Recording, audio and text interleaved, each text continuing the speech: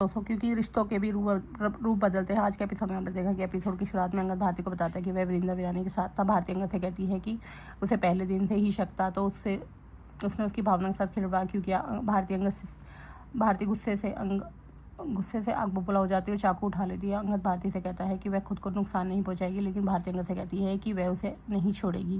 विक्रांत सोचता है कि वृंदा मैम सच क्यों छुपा रही है, और वृंदा विक्रांत से कहती है कि वह उससे अकेले बात करेगी। वृंदा विक्रांत से पूछती है उसकी हिम्मत कैसी हुई उसका पीछा करने की, और कृपा रमेश को बताती है कि वह सही थी, वृंदा प्रेग्नेंट थी। काजरी यह सब सुन लेती है। वृंदा उसे अनप्रोफेशनल कहती है क्योंकि वह उसका पीछा कर रहा था, और वह कहती है कि वह हर किसी को ईमानदार से जवाब देगी, लेकिन सही समय में। वृंदा विक्रांत से कहती है कि उसे उस पर जासूसी करने की ज़रूरत नहीं, उसे आखिरी चेतावनी देती है। काजरी नंदू के पास दौड़ कर जाती है, उसे बताती है कि वृंदा प्रेग्नेंट है, और नंदू काजरी से कहती है कि पुरखता करना बंद करो, क्योंकि सबको पता है कि वृंदा अनमैरिड है। काजरी क्लियर करती है कि वृंदा प्रेग्नेंट है। वृंदा अंगद के फ़ोन का बेसब्री से इंतज़ार करती है। वृंदा को अंगद के फ़ोन से कॉल आता है, और भारती अंगद की जगह वृंदा से बात करती है। भारती वृंदा से अपने घर आने का अनुरोध करती है, और वृंदा दौड़कर भारती के घर पहुंच जाती है। वृंदा अंगद के हाथ पर पट्टी पर देखती है, और अंगद उसे बताता है कि यह सब कैसे हो। भारती अपना आपा खो बैठती है और हाथ में चाकू लेकर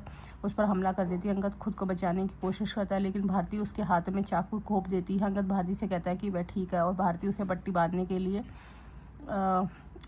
दवाई पर प्राथमिक उपचार लाती है। भारती को यह बात समझ में आ जाती है और वह बेचैन हो जाती है। भारती अंगद से कहती है कि वह उससे प्यार करती है और उसे नुकसान नहीं पहुंचा सकती। भारती अंगद से पूछती है कि उसने ऐसा क्यों किया जब वह उससे सच्चा प्यार करती है, और उसी की वजह से उसने अपने पिता को खोया है। अंगद भारती से कहता है कि वह उस समय बेबस था और वह उसे सच बताना चाहता था।